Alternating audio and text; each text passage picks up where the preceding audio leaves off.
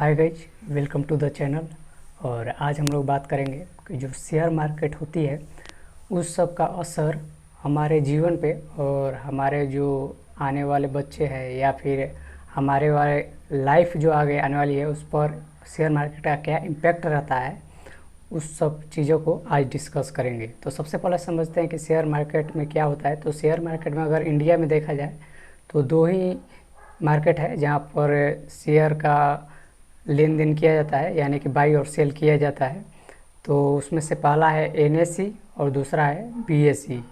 NSE में देखा जाए तो इंडिया की जो टॉप टॉप 50 कंपनी है उसको उसमें डाला गया है, और जो बीएसई होता है उसमें इंडिया की टॉप 30 कंपनी उसमें डाला गया है। और जो एनएसई की टॉप 50 कंपनी है उसकी जो टॉप 30 होती है वहीं नियरली इक्वल टू होती है जो बीएसई की सेंसेक्स में जो 30 कंपनी होती है उसके इक्वल होती है।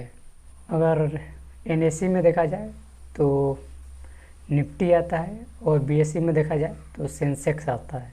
तो सबसे पहले समझते हैं कि कोई भी कंपनी इस जो टॉप 30 कंपनी टॉप 50 कंपनी में कैसे आ जाती है। तो उसको डिसाइड करता है सेबी जो इंडिया को जो बड़ी बड़ी कंपनी है जो शेयर मार्केट में जो कंपनी लिस्टेड है उसको निगरानी करती है, और जो सारी कंपनी है उसको सेबी का जो रूल है उसको फॉलो करना पड़ता है।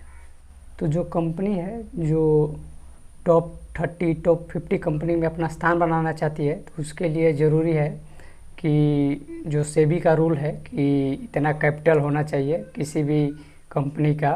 तो चलिए समझते हैं कि उस कंपनी में क्या क्या रहना चाहिए ताकि वो कंपनी टॉप 50 टॉप 30 के लिस्ट में आ सके। तो पहला होता है लिक्विडिटी, उस कंपनी के पास कितना लिक्विडिटी है, कितना मार्केट कैपिटलाइजेशन है। तो इस सारी चीज़ों पर डिपेंड करता है, और जिसका जितना ही ज़्यादा रहता है उसका उतना ही रैंक में आगे चला जाता है, और जिसका कम रहता है उसका रैंक थोड़ा सा कम हो जाता है टॉप 30 टॉप 50 कंपनी में।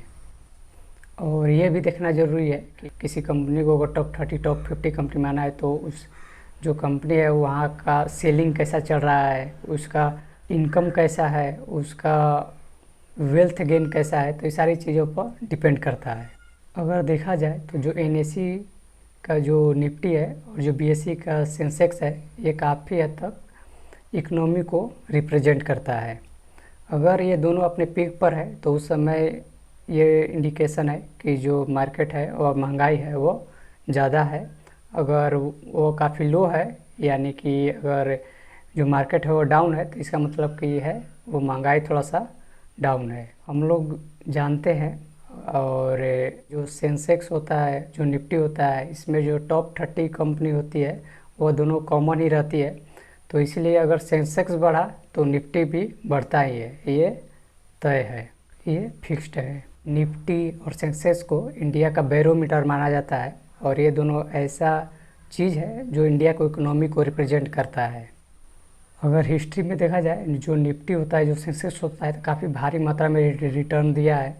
तो अगर काफ़ी लोग कहते हैं कि कौन सा गारंटी है कि आने वाले समय में सेंसेक्स और निफ्टी इतना ही रिटर्न दे या उससे कम दे।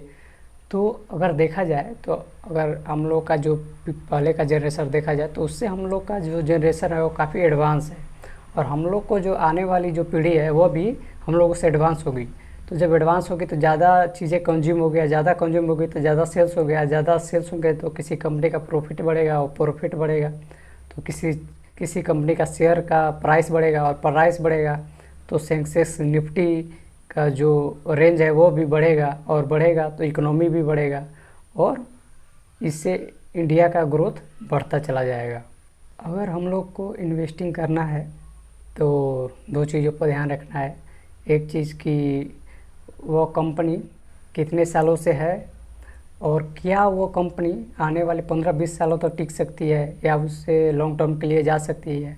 आप लोग को ऐसा रिसर्च कर कर ही पैसा लगाना चाहिए, क्योंकि पैसा अगर डूब गया, अगर लॉस जो बोलते हैं वो लॉस उसी स्थिति में होता है जब वो कंपनी आने वाले कुछ सालों में ही डूब जाती है, तो उसी में बहुत ज़्यादा लॉस होता है। अगर नहीं तो अगर ऐसा होता है कोई बड़ी कंपनी है अगर उसका शेयर प्राइस कम भी होता है क्योंकि वो लॉन्ग टर्म के लिए कंपनी है, तो वो आपको पैसा बहुत अच्छी मात्रा में रिटर्न कर ही देती है।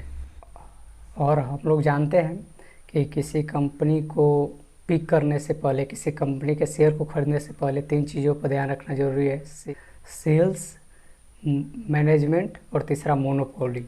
अगर उस कंपनी में थोड़ा सा भी मोनोपोली है और ये तीनों पॉइंट अगर मिलते हैं तो उसमें अपना पैसा लगाना चाहिए।